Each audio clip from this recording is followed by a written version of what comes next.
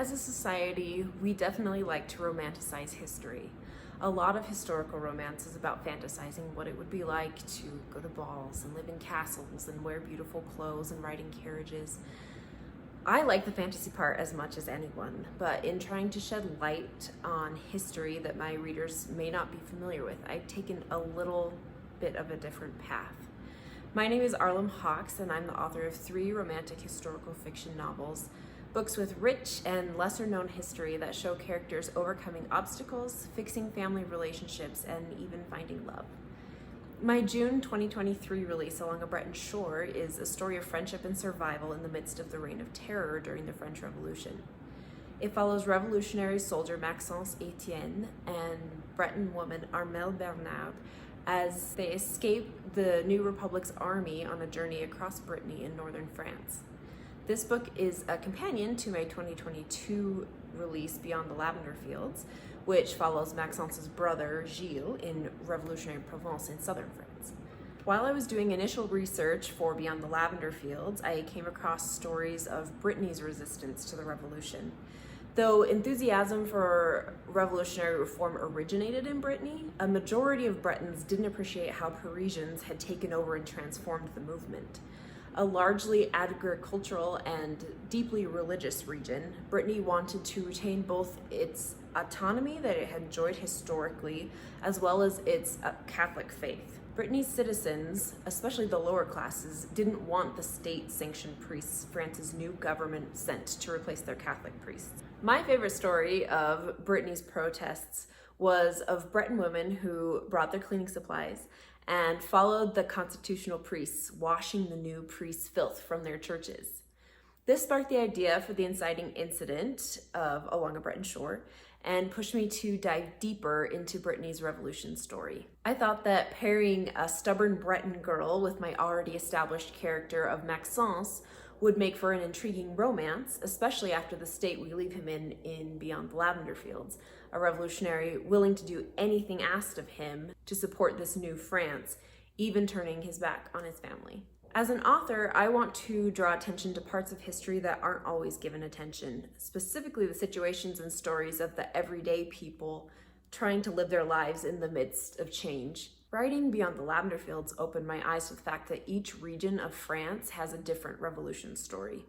Both fiction and nonfiction books tend to focus on the events of Paris, and rightly so, as the events of Paris affected the country as a whole. But there was so much more going on in the regions outside of Paris. After delving into Provence's experience of the revolution, it was fascinating to jump into Brittany's story.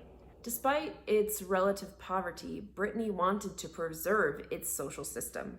Its landowners worked closely with the peasant class, both relying on each other for survival. Many peasants didn't want to change their way of life.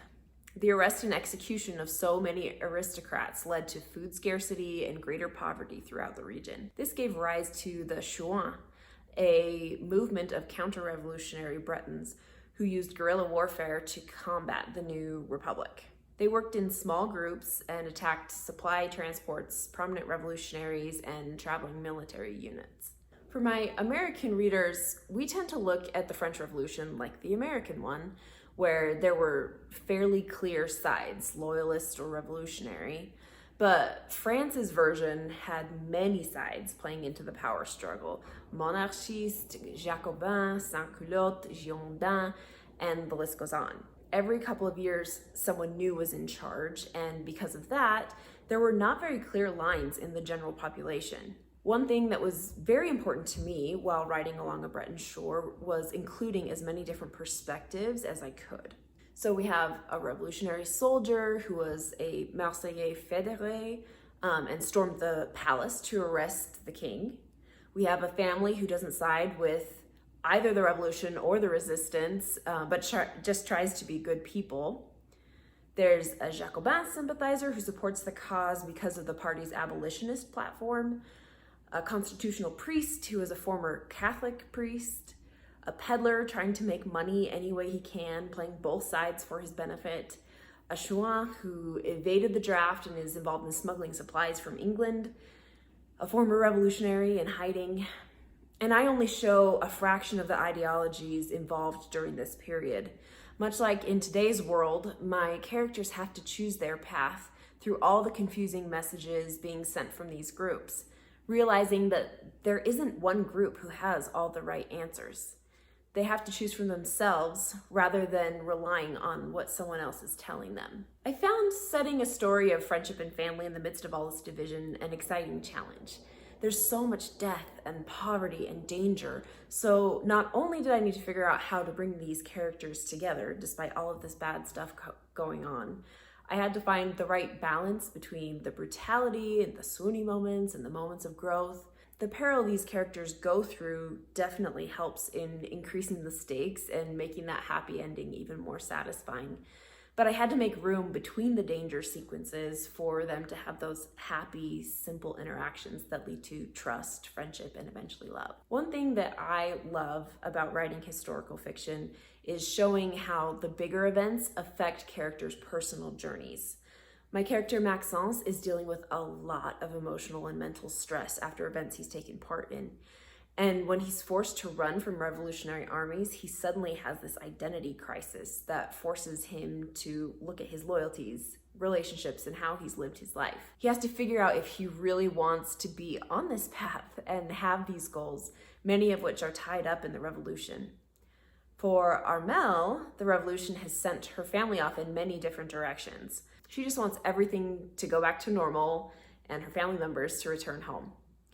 She has to come to terms with the fact that the pieces of their lives may not all fit back together perfectly, and maybe that's okay.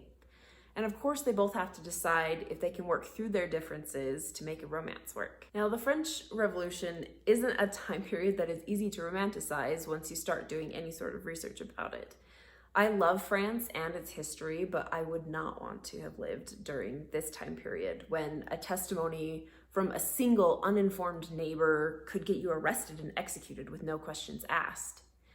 I think that adds to the challenge of writing in a war setting. One thing that helped me accomplish that was pulling in pieces of French culture that I love and using these details to bring the characters together.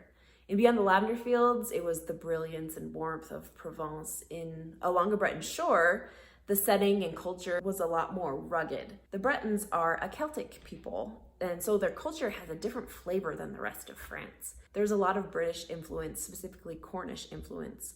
There was more of a fight to survive ingrained in the people since they were battling rocky, windswept coasts and relying on cold, brutal seas to live. Armelle is from Brittany and Maxence is from Provence, so she got to share Brittany's way of life with him, and that gave them many moments to connect and figure each other out. She introduces him to the language, the dancing, the food, the music, which are all very different from what he's used to. As he learns all these new things, he opens up to new ways of seeing the world, the revolution, and his relationship with her. Along a Breton Shore released in June 2023 and is available in hardcover, audiobook, and ebook at Deseret Book, Amazon, and other national booksellers. Readers can connect with me on Instagram at arlemhawks, as well as Facebook and arlemhawks.com, where I share historical tidbits and things that I've researched, as well as stuff about my books.